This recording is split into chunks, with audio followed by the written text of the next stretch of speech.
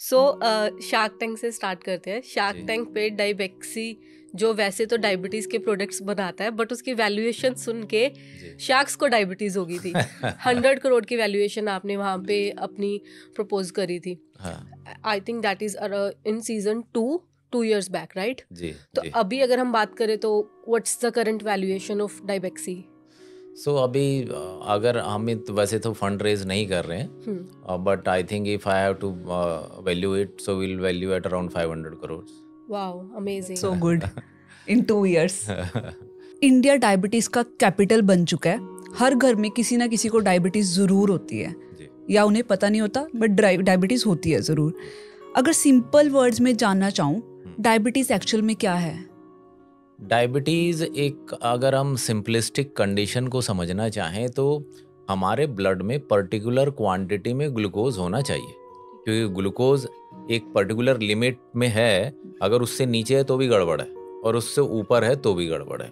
तो अगर ग्लूकोज उस लिमिट में है तो सब बॉडी के ऑर्गन ठीक रहेंगे। अगर उससे ऊपर बढ़ने लगा तो वो उस कंडीशन को हम डायबिटीज़ कहेंगे कि बढ़ा हुआ ब्लड शुगर लेवल। तो एक पर्टिकुलर वैल्यू से ऊपर अगर बढ़ गया तो हम कहेंगे डायबिटीज। और जब वो वैल्यू से ऊपर जाता है तो बॉडी का सारा सिस्टम पैरामीटर गड़बड़ हो जाता है, क्योंकि जो ब्लड की जो कॉन्सेंट्रेशन है उसको मैनेज करने के लिए फिर बॉडी को और बहुत सारी चीज़ें करनी पड़ती है।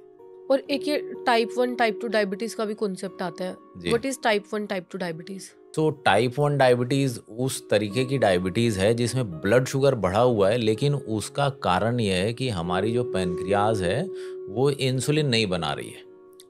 ठीक है, तो अब insulin is a type of hormone. तो इंसुलिन का पर्पस क्या हुआ कि हमने कोई भी खाना खा के वो पेट में गया।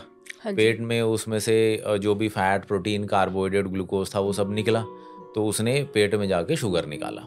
अब वो पेट से ब्लड में गया, तो पेट से जब वो ब्लड के अंदर जाएगा और फिर वहाँ से पूरी बॉडी में घूमता घूमता उसको सेल्स यूज़ करेंगे, तो क्योंकि हमारा जो ब्लड का सिस्टम है वो ट्रांसपोर्ट के लिए, राइट। तो ब्लड से सेल के अंदर वो ऑटोमेटिकली ट्रांसफ़र नहीं हो सकता ग्लूकोज, तो उसको एक कैरियर चाहिए, एक ट्रांसपोर्टर चाहिए, एक मजदूर चाहिए जो उसको उठा के ब्लड से सेल के अंदर डाल दे, तो वो है इंसुलिन।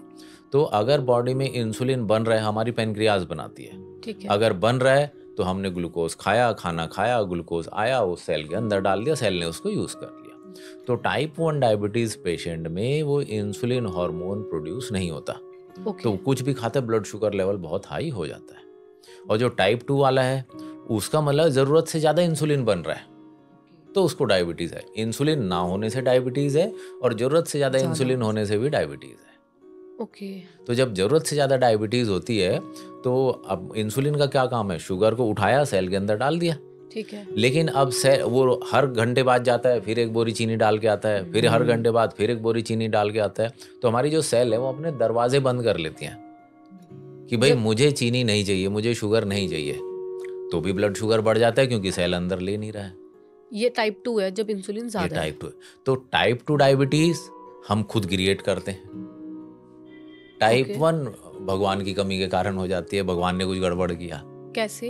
तो इंसुलिन नहीं बन रहा है ना, तो मतलब पैनक्रियाज नॉन फंक्शनल है, या किसी तरीके से इंसुलिन बन रहा है वो ऑटोमेटिकली डिस्ट्रॉय हो जा रहा है। ओके। तो अगर टाइप 1 डायबिटीज़ है तो समझ लीजिए आदमी की गलती नहीं है, भगवान की गलती है। और टाइप 2 डायबिटीज़ है मतलब वो इंसान की गलती से होती है। इंसान की कैसी गलतियों से टाइप 2 डायबिटीज़ होती है? इसमें हमें फूड को समझने की ज़रूरत है। जैसे कि इंडिया में हम वेजिटेरियन कंट्री हैं, तो हम जनरली वेजिटेरियन हैं तो वेजिटेबल वाली चीज़ें खाएंगे या वेजिटेरियन सोर्स की चीज़ें खाएंगे। तो लेकिन उससे समस्या क्या हो रही, वेजिटेरियन जब हम बन जाते हैं तो हम वेजिटेबल्स नहीं खाते, हम ग्रेन्स खाते हैं। So we call them grainitarians, we eat grain all the time. तो जैसे सुबह मान लीजिए हमने कुछ ब्रेकफास्ट करना है तो हम पराठा लेंगे, पराठे के साथ दही ले लेंगे, या रोटी के साथ सब्जी ले लेंगे। किसकी बनेगी? गेहूं की। 11 बजे को चाय का टाइम हुआ तो मट्ठी ले ली, बिस्किट ले लिया, चाय ले ली, तो किसका बना? गेहूं का। लंच में रोटी सब्जी, गेहूं या चावल होगा, दाल होगी, अनाज हो गया, ग्रेन्स हो गए। ऐसे ही 4 बजे भी चाय के साथ कुछ ना कुछ अनाज होगा, रात को भी कुछ ना कुछ अनाज होगा। तो हमारी जो डाइट है उसमें 80% अनाज है और उसमें बहुत ज़्यादा शुगर होता है। तो इसको कैसे नापते हैं? इसको हम कहते हैं glucose load of the food, कि जब भी हम कोई फूड खाएंगे तो वो बॉडी में जाके ग्लूकोज छोड़ेगा। ठीक है। तो कौन सा फूड कितना ग्लूकोज छोड़ेगा उसको हम उसका ग्लूकोज लोड कहेंगे। तो जो ग्लूकोज लोड है, अब जैसे हमने कहा गेहूं का, तो 100 ग्राम गेहूं का अगर हम आटा खाते हैं तो उसका ग्लूकोज लोड 50 है, मतलब 50 ग्राम ग्लूकोज छोड़ेगा। अगर हम 100 ग्राम राइस खाते हैं तो वो अप्रोक्सीमेटली 60 ग्राम ग्लूकोज छोड़ेगा। अगर हम 100 ग्राम सफ़ेद चीनी खा लेते हैं तो वो 65 ग्राम ग्लूकोज छोड़ेगा। तो अगर आप देखेंगे जो ग्रेन्स हैं उनका ग्लूकोज लोड बहुत ज़्यादा है, और इसकी बजाय अगर हम मूंगफली देख लें, बादाम देख लें, तो उनका ग्लूकोज लोड 2, 3, 4, 5 उस वाली रेंज में। मतलब अगर आपने मूंगफली खाई तो ब्लड शुगर नहीं बढ़ेगा, लेकिन चना खाया तो ब्लड शुगर लेवल बढ़ जाएगा, क्योंकि चने का ग्लूकोज लोड अप्रोक्सीमेटली 35-40 के आसपास है। तो ग्लूकोज लोड एक ऐसा पैरामीटर है जिससे हम ये पता लगा सकते हैं कि कौन सा फूड ब्लड शुगर बढ़ाएगा। जैसे ऑमलेट खाया तो ग्लूकोज लोड 0 है अंडे का।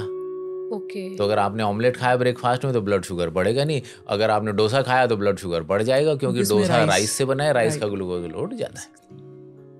सो बेसिकली हम जो हमेशा सुनते आए हैं कि शुगर कोई ज़्यादा खा रहा है तो उस वजह से उसको डायबिटीज़ होता है, बट यू आर सेइंग कि हम अनाज ज्यादा खा रहे हैं, इस वजह से हमें टाइप 2 डायबिटीज ज्यादा हो रही है। हाँ, ऐसे फूड आइटम खा रहे हैं जिनका ग्लूकोज लोड ज्यादा है।